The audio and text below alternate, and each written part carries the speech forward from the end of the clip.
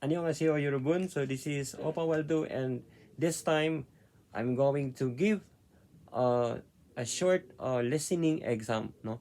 Kumbaga, ito po 'yon ay isa sa mga basic na um, pag-aaralan natin is yung mga simple type of listening bago po tayo mag-proceed doon sa medyo mahaba-haba at mahirap na listening exam. Okay? So first and foremost, pag mag-exam po tayo ng listening na, no, kumbaga kailangan po nating tandaan na yung mga tanong doon, basahin po natin ng una, no? Before mag-umpisa, dapat in every questions rather, no, i-advance po natin yung pagbasa ng mga tanong doon. Intindihin po natin kung ano po yung meaning ng tanong. Baka basa lang tayo, but somehow we don't understand. Now, first and foremost, kailangan nating alamin kung paano po ito ita-translate. Okay? So, yung listening exam po natin is twice po siyang binabasa. So, sa unang basa pa lang, pag hindi natin maintindihan, sa pangalawang basa, baka di natin lalong maintindihan, okay? But that's a joke, no? So that's the purpose why we are studying Korean language, is because we need to understand, we need to comprehend easier, or to answer the following questions, or to pass the exam. That's our very main agenda, okay? So first, kailangan nating basahin ito. So 타오물 듣고 모로미 탑하세요. 탑하세요. So unahin natin yung pinakauna, taum. Taum is following. No? Following, tutda. Tutko, listen. Listening, no? Kumbaga, listen to the following. Morom, no? Murom is questions. Morom is tanong. Okay?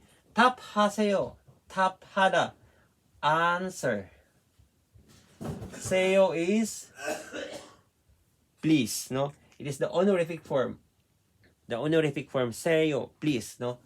So, 모롬이 탑하세요.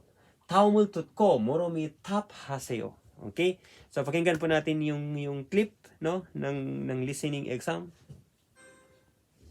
듣기 2. 다음을 듣고 물음에 답하세요. 교실에 시계가 있어요? 아니요. 교실에 시계가 없어요. 그래요? 교실에 컴퓨터가 있어요?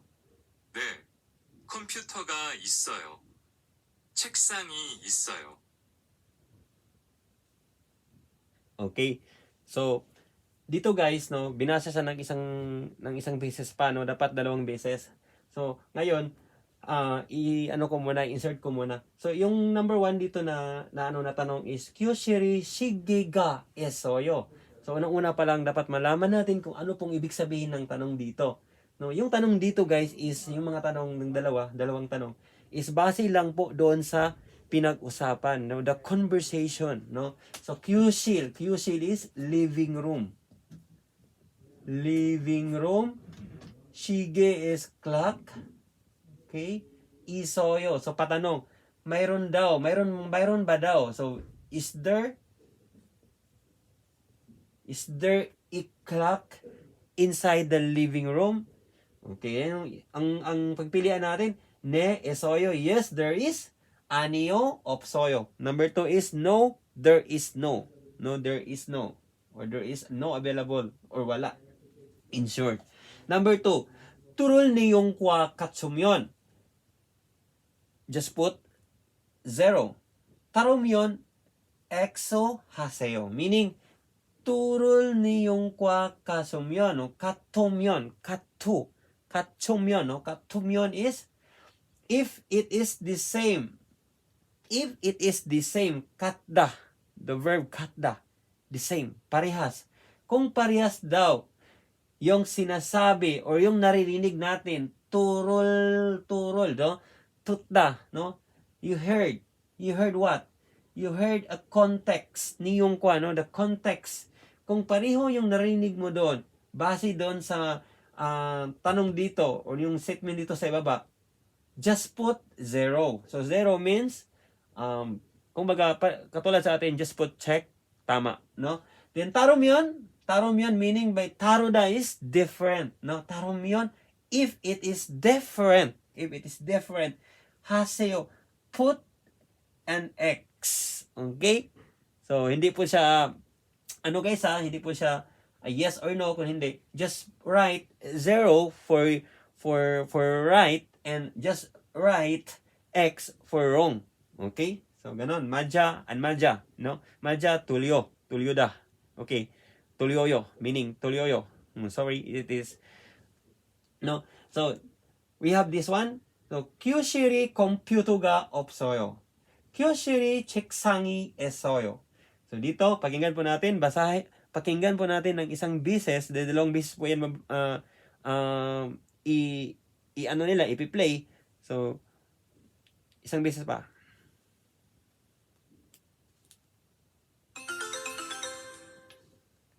듣기 2.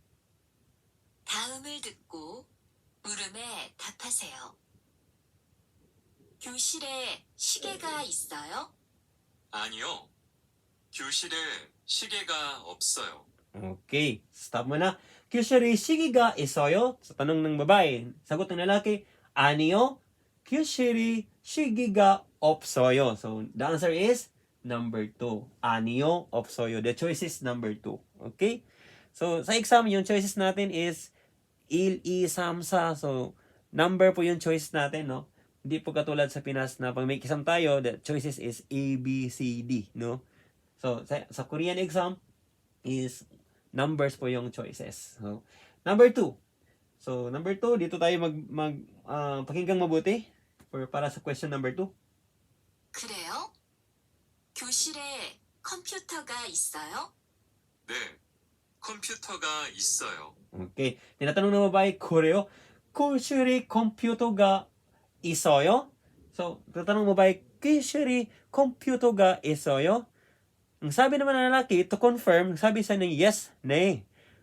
교실에 컴퓨터가 있어요. Now, 교실, in the living room.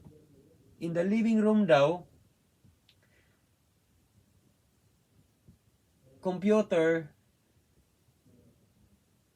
there is no. So, sabi dito sa statement for number 2, sa ano dito, sa binigay na statement, wala daw computer sa loob ng living room, sa sala, no?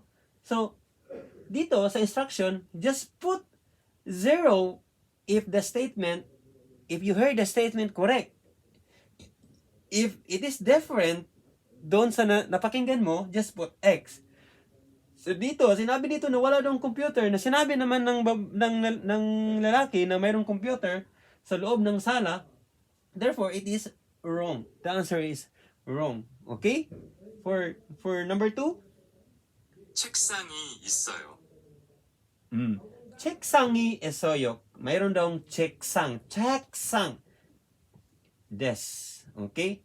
There is. Oh, so the answer is yes. So lagyan natin na siya ng 0. Kasi instruction is just put 0, just put circle, no? If it is correct. Just put X if it is wrong. Okay? So, ganun lang po guys yung natin, yung dapat nating bantayan, dapat po nating isaisip na pagdating po sa listening exam, do not put pressure on yourself. Lalo na pag do not put pressure in your mind. Lalo na pag pag mahaba na yung conversation nila. So mayroon po tayong clue diyan. Pakinggan pong mabuti yung subject, yung pinag-usapan, yung lugar kung saan nagaganap, yung verb kung hindi natin makuha. Tingnan natin yung tanong. Baka minsan mismo sa tanong makakuha pa tayo ng clue doon. Okay? So, of course, and that is for the listening video for today. And sana po may matutunan kayo kahit papaano, no? So, that's all for today. Thank you for listening. Thank you for watching.